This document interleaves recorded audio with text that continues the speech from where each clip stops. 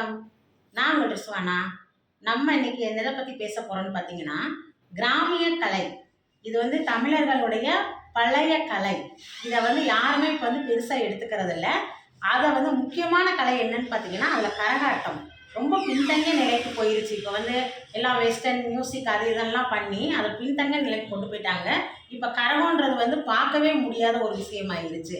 நான் ஏற்கனவே ஒரு 5 இயர்ஸுக்கு முன்னாடி நம்ம ஸ்டேஜில் மதுரையில் வந்து ஸ்டேஜில் வந்து கரகாட்டத்தை வந்து நான் நேரில் வந்து அப்போ தான் ஃபஸ்ட் டைம் பார்க்குறேன். அது யாருன்னு பார்த்தீங்கன்னா, நம்ம கோவை ரஞ்சித் குட்டி அவர்கள். வணக்கம். வணக்கம்.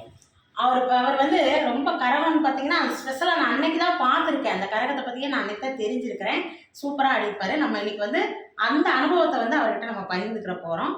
வணக்கம் ரஞ்சித் குட்டி. வணக்கம் அக்கா. நீங்கள் எங்கேருந்து வரீங்க? நான் கோயம்புத்தூர்ல தான் இருக்கேன்.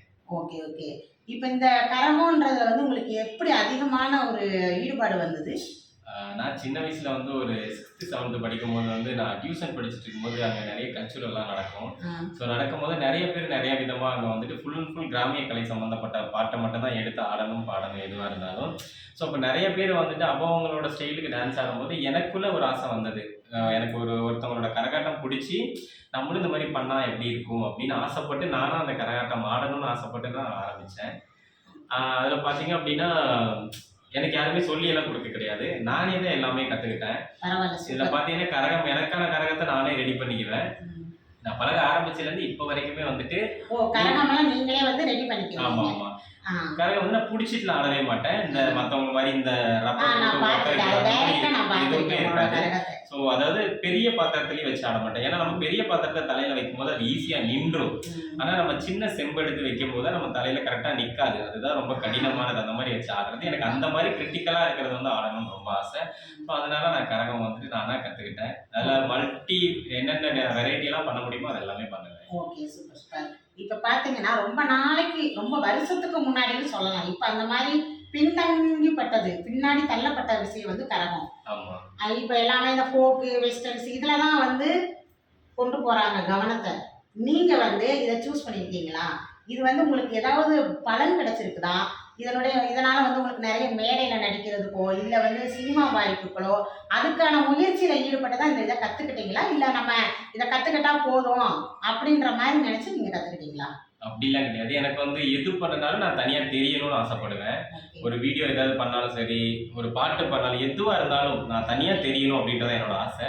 ஸோ அந்த கேட்டகரியில் தான் நான் இதை கற்றுக்கிட்டேன். நான் ஃபஸ்ட்டாக வந்து 9th படிக்கும்போது நான் எங்கள் ஊரில் வந்துட்டு கரகாட்டம் வந்து நான் ஆடினேன். ஸோ அப்போ வந்து தமிழர் விழா பொங்கல் விழா தமிழர் விழாவில் நடத்தினாங்க. அப்போ நான் ஃபஸ்ட்டு ஆடும்போது என்னோட டான்ஸை பார்த்துட்டு எங்கள் ஊரில் எல்லாருமே ரொம்ப என்னை என்கரேஜ் பண்ணாங்க. நெக்ஸ்ட்டு வந்து அப்புறம் ஸ்கூல் முடிச்சதுக்கப்புறம் நிறைய ப்ரோக்ராம்ஸ் எல்லாம் வெளியே போய் ஆட ஆரம்பித்தேன். அப்புறம் டிக்டாக்னு உள்ள ஒன்று வந்தது. மியூசிக்கலியாக டிக்டாக்னு உள்ள வந்தது. டிக்டாக் வந்ததுக்கப்புறம் என்னோட பேர் வந்து கரகாட்டத்தில் நிறைய இடத்துல ரீச் ஆச்சு. நிறைய இடத்துல கரகாட்டம் ஆடி இருக்கேன். நம்ம ஆக்ட்ரஸ் ஸ்னேகா மேம் அவங்க முன்னாடி கூட நான் டான்ஸ் ஆடி மதுரையில் வந்துட்டு நானும் ஃபர்ஸ்ட் பார்த்தேன். கரகாட்டம் வந்து ரஞ்சித்தோட கரகாட்டத்தை வந்து நானும் வந்து ஸ்னேகா மேம் ஃபங்க்ஷனில் தான் நானும் ஃபர்ஸ்ட் பார்த்தேன். நீங்கள் சூப்பராக ஆடினீங்க. அங்கேயே வந்து நான் தான் உங்களை தான் ஃபர்ஸ்ட் பார்த்துருக்கேன். கரகாட்டம்ன்றது வந்து டைரெக்டாக பார்த்தது உங்களை தான். மற்றபடி சினிமாவில் நாடகத்தில் டிவியில் எல்லாத்துலேயும் பார்த்துருக்கோம். டைரெக்டாக பார்த்தது உங்களை தான். லைவ்ல பார்த்தது உங்களை தான் பார்த்துருக்கேன். அதுலேருந்து எனக்கு ரொம்ப பிடிக்கும். கரகாட்டம்னாலே ரொம்ப பிடிக்கும். ஏன்னா நம்மளால செய்ய முடியாத இன்னொருத்தர் செய்யும் போது அவங்கள என்கரேஜ் பண்ணணும். அந்த விதத்தில் பரவாயில்ல, சூப்பராக பண்ணியிருக்கிறீங்க. வேற ஏதாவது உங்களுக்கு வந்து இப்போ சினிஃபில்ல நடிக்கணும், இந்த கரகத்தை சம்மந்தப்பட்டு ஏதாவது போகணும் அந்த மாதிரி ஏதாவது ஆசை இருக்கா? எனக்கு கரகத்தில் நிறைய சாதிக்கணும் அப்படின்னு நிறைய ஆசை இந்த நிமிஷம் வரைக்கும் நிஜமாவே இருக்கு.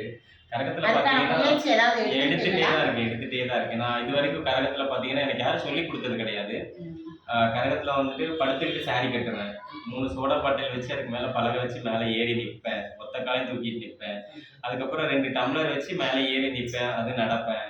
அப்புறம் இந்த தாம்பூலத்தட்டில் நடக்கிறது, நேரடியா செஞ்சு காமிக்க முடியல. இருந்தாலும் இன்னொரு நாள் கண்டிப்பா வந்து நீங்க வந்து நம்ம நேர்களுக்காக நம்ம ஃப்ரெண்ட்ஸுக்காக நீங்க வந்து செஞ்சு காமிக்கணும். அதை டைரக்டா அதை வந்து நம்ம சேனல்ல இன்னொரு நாள் இதை கண்டிப்பா நம்ம பார்க்கலாம் ஃப்ரெண்ட்ஸ். இப்போ என்னன்னா நிறைய எல்லா ப்ரோக்ராமும் நடக்குது எல்லா ஸ்டேஜ்லையும். இப்போ வந்து எந்த ஒரு அவார்ட் ஃபங்க்ஷன் ஆகட்டும், எந்த ஒரு கிரியேட்டிவாக இருக்கட்டும், எல்லா இடத்துலையும் எல்லா ப்ரோக்ராம். ஆனால் அந்த கரகம்ன்றதை மட்டும் எல்லாரும் விட்டுட்டாங்க. யாருமே அதை கொண்டுட்டு வர்றதில்லை. ஃபர்ஸ்டெல்லாம் வந்து கரகம் கொண்டு வருவாங்க, அதுக்கப்புறம் இந்த குதிரை ஆட்டம் இதெல்லாம் ஃபஸ்ட்டு ஸ்டேஜில் கொண்டுட்டு வருவாங்க. இப்போல்லாம் பார்த்தீங்கன்னா அந்த ப்ரோக்ராமே நிப்பாட்டிட்டு எல்லாம் இந்த ஒரு 4 சாங்கை போடுறாங்க, ஆடுறாங்க, இந்த மாதிரி கொண்டுட்டு வந்துட்டாங்க. அதை பற்றி உங்களுடைய மைண்ட் செட் எப்படி இருக்குது? இல்லை அடுத்து வந்து இதை கொண்டுட்டு வந்தால் நல்லா இருக்கும் அப்படின்னு உங்களுக்கு நிறைய டைம் ஃபீல் பண்ணியிருக்கீங்களா? ஐயோ, நான் எப்பவுமே அதிகமாக நான் ஃபீல் பண்ணுற விஷயம் அதுதான். எவ்வளோதான் நாகரிகங்கள் மாறினாலும் நம்ம இன்னமும் சாப்பாடு வந்து கையில் சாப்பிட்டாதான் நமக்கு அதோட திருப்தி இருக்கும். அந்த மாதிரி தான். ஸோ கரகம் அப்படிங்கிறது நம்மளுடைய கலை, அது நம்ம பாரம்பரிய கலை. கரகாட்டம், ஒயிலாட்டம், மயிலாட்டம், காவடி ஆட்டம், சிலம்பாட்டம், கோலாட்டம், பொய்க்கால் குதிரை, இந்த மாதிரி எல்லாமே இருக்குது. அது எல்லாமே நம்மளோட பாரம்பரிய கலை. நம்மளோட கலையை நம்ம தான் வளர்க்கணும்.